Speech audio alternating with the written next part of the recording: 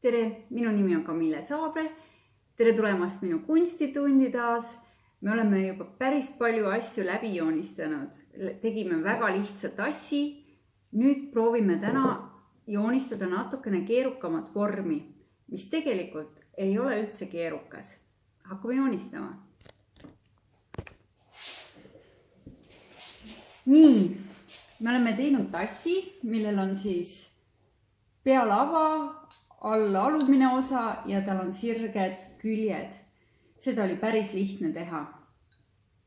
Täna võtame siis ette natukene keerukama vormi. Ma leidsin siukse vaasi enda kapist ja proovime seda nüüd samamoodi paika panna. Põhimõtteliselt me peame samamoodi alustama keskjoonest. Nüüd on meil siin peal on üks ellips. Siit tuleb see külge sirgelt alla, järelikult selle koha peal siin on samasugune ellips kui siin peal. Kõige laiem koht meie vaasil on selle koha peal, selle me peaksime ka ära märkima. Ja siis taas on kõige alumine äär. Aga kui sa vaatad, ma ei tea, kuidas ma sulle siit näidata saan, siis see äär ja see alumine äär on peaaegu nagu lõpevad ühe koha peal ära. Nii, järelikult mul on vaja siia ellipsit, kõige laiema koha peale ühte ellipsit ja alla ühte ellipsit. Järelikult 1, 2, 3, 4 ellipsit peab tekkima ümber minu kesktelje. Kõikide nende ellipsite siis see laius, see laius on ühesugune, see ei muutu. Kõikide nende ringide laius jääb samaks. Ühesõnaga, ma hakkan siit peale. Ma teen siia peale ühe ellipsi, ma teen väga sodiliselt. Nüüd vaatan, siin on siukene sirge joon alla. Teen selle. Ja nüüd ma ei peagi tervet seda ellipsit nagu välja joonistama. Ma saan aru, et see joon ja see joon jooksevad täpselt paralleelselt ühtemoodi. Nüüd ma pean natukene silmi kissitades vaatama, et kui palju tuleb see punn siit nagu välja.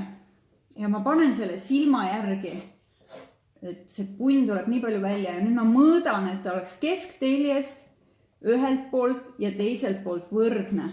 See on kõige laiem koht. Siia ma teen nüüd selle samasuguse ellipsi. Nii.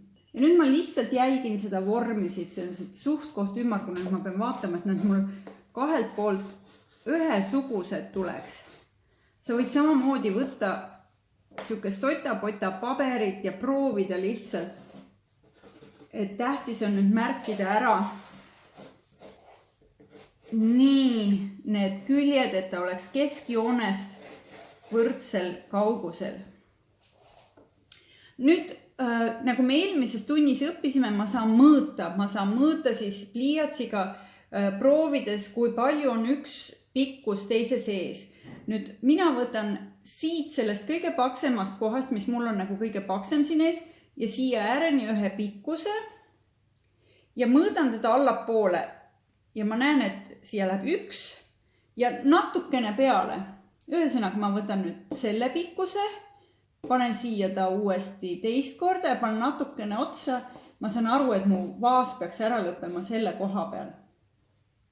Nüüd ma ütlesin sulle video alguses, et selle ellipsi ääred on umbes samal kaugusel kui ta need alumised ääred. Seega ma võin siit täiesti vabalt siukse jooned alla tõmmata.